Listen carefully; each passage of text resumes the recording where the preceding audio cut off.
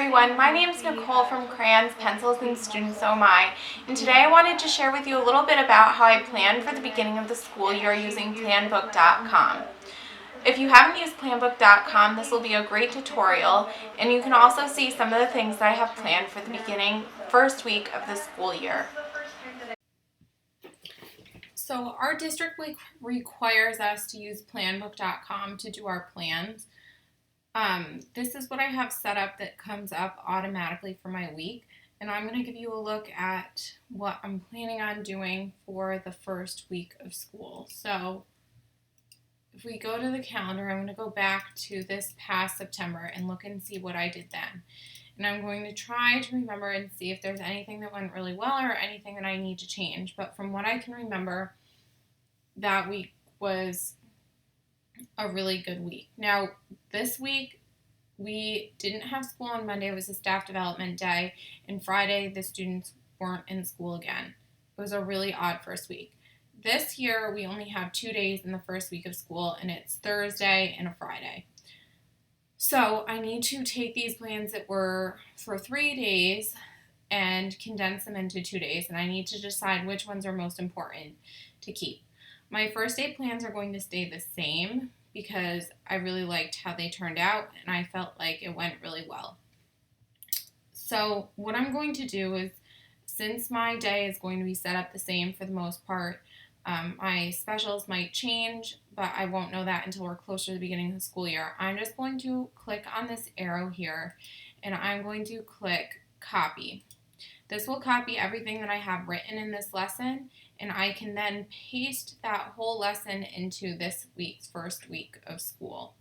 So I'm going to go back to the calendar, and I'm going to fast forward to September 2017, and I'm going to go to the first day, which will be the 7th. And I just realized that this isn't set up yet. So let me set up the outline for this school year, and then I will come back and show you how to copy and paste in my lessons for this year. I've gotten all of my classes in and all of my templates in. So it doesn't really look like classes like it would look like in an upper elementary or a middle school setting because I am teaching pre-K in a public school right now. But I have all the different sections of our days, or what are considered our classes. So breakfast with the question of the day that the students complete before they come into the room, morning meeting, which is our carpet circle time in the morning, and all of the things that we cover during that morning meeting. Our table activity in the morning that goes with the book that we read during morning meeting or whatever topic we're covering. Our centers for the day, and remember some of these will not be covered, but I have them all in there, and I only write under the ones that are open for the day. I have our circle time in the afternoon after our lunch, our table activity for the afternoon, our recess, rest time, snack, and then the end of the day ends with puzzles and music and movement. So here's what's going to happen. This is like a look at our whole week. So if I go back all the way to September of this past year, and I said that I wanted my first day of school to be the same as my first day of school last year was. So I'm going to go to my morning meeting for this first day. Now on the first day, I'm going to copy this morning meeting. You notice that there's no letter of the week. We don't start letters until the third week, about the third week of September. There's no number of the week. There's no color of the week. There's no information about our greeting song, calendar, or weather yet.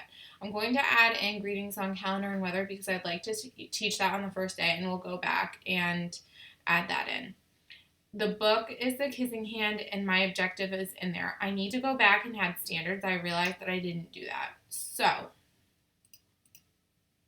I'm going to go fast forward using the calendar icon to September of 2017. I'm going to click on the 7th, and I'm going to go right back to this arrow here, and I'm going to paste in this lesson. I'm not even going to worry about the fact that PE is going to be gotten rid of because I paste over it because I'm not sure if our special time will be the same for this year or not. So now I have the book in here, I have the objective in here, which is that students will learn correct procedures for morning meeting. I'm going to go into this and click Edit Lesson. I'm going to click on Standards and I'm going to click the plus button, and then I'm going to find my standards for pre-K for this, which would probably be under communication or cognition and knowledge of the world, except there's none under there. So I'm going to check under communication, language, and literacy, and I'm going to find a standard that fits this.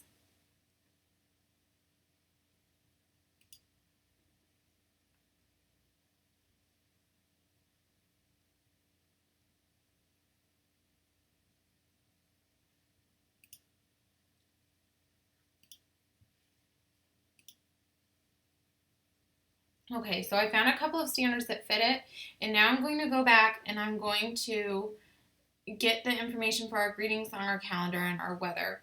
So I'm going to go back to May. I'm just going to click on a random day, and I'm going to click Edit Lesson, and I'm going to copy this information about the greeting song, calendar, and weather. And then I'm going to go back to September 7th, 2017, and I'm going to paste this into my lesson.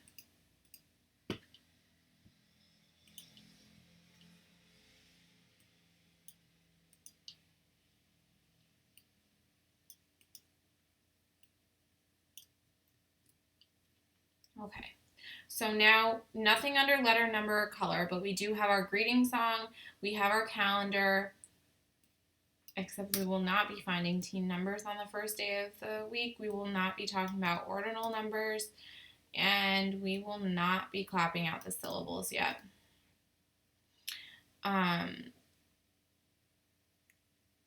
We will not even sing the weather song yet. We will just graph the weather, and we will not be counting at all.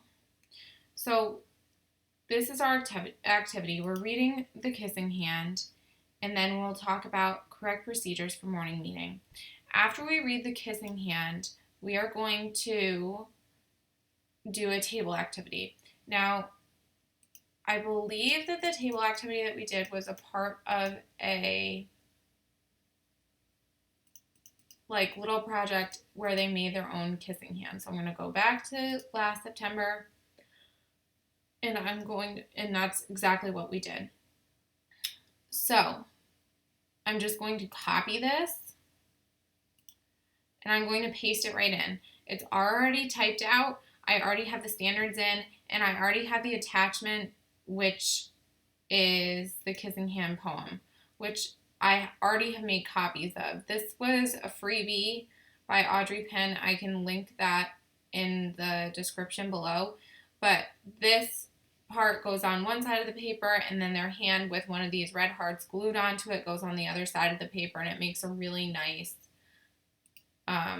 keepsake for the first day of school, which ended up going home in their memory boxes this year.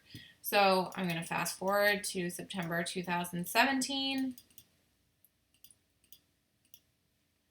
and I'm going to paste that into the first day of school.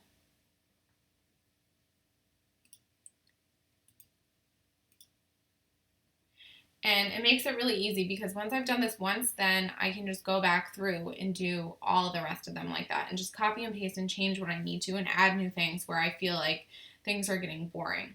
Now, I'm going to go through and I'm going to finish the rest of this, and then I'll come back face to face with you to show you some of the materials and things that I'm going to use on that first week and how the plans go with it.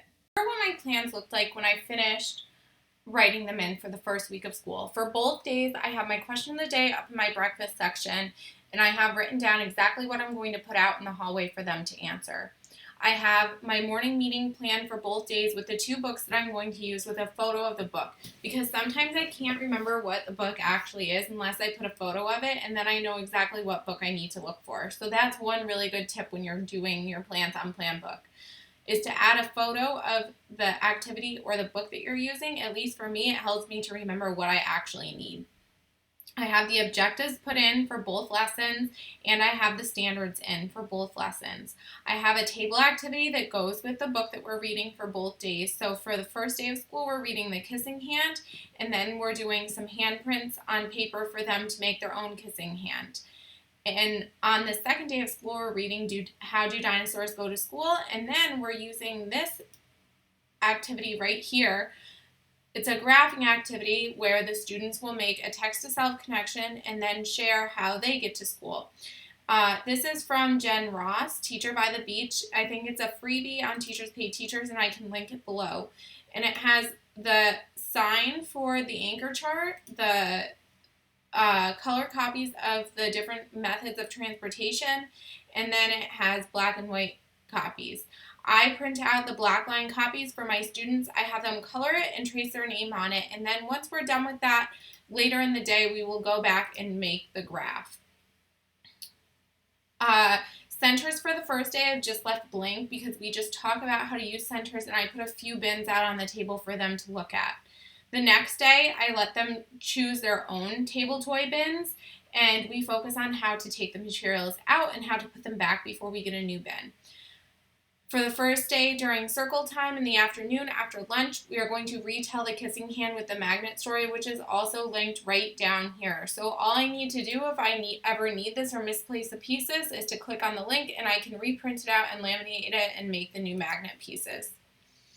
On the second day of school, we will reread How Do Dinosaurs Go to School? And then we will sort their transportation types into the different categories on the bar graph and talk about most and least.